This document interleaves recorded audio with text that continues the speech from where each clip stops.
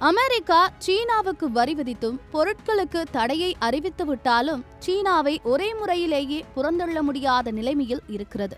ஏன் தெரியுமா? காரணம் சீனா உற்பத்தி செய்யும் அரிய வகை காந்தங்கள். இவைதான் இன்று வளர்ந்து வரும் ஆட்டோமொபைல் துறைக்கு உயிராக இருக்கின்றன. வெப்பத்தை சமநிலைப்படுத்தும் திறனுடைய இந்த காந்தங்கள் இல்லாமல் மின்சார வாகனங்கள் உருவாகவே முடியாது. ஆனால் இந்த காந்தங்களை தயாரிக்க வேண்டுமானால் அதற்கான அரிய வகை கனிமங்கள் அவசியம்.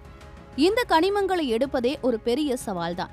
தோரியம், யுரேனியம் போன்ற கதிரியக்க உருப்படிகளுடன் கலந்திருப்பதால் பிரித்தெடுப்பது மிகவும் ஆபத்தானது.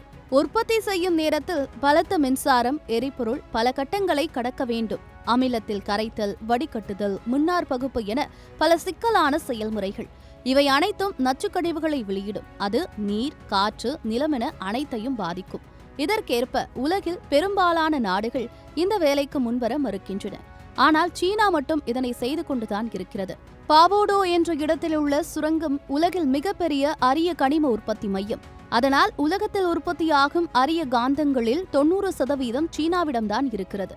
அமெரிக்கா வரி விதித்தது சரி. சீனா பதிலுக்கு ஏப்ரல் 5ஆம் தேதி இந்த காந்தங்களின் ஏற்றுமதிக்கு தடை விதித்துவிட்டது. அதன் பிறகு சீனா விற்பனை செய்ய தொடங்கவே இல்லை. இதனால் அமெரிக்கா உட்பட உலகமெங்கும் ஆட்டோமொபைல் துறைகள் நடுக்கத்தில் போய் நிற்கின்றன.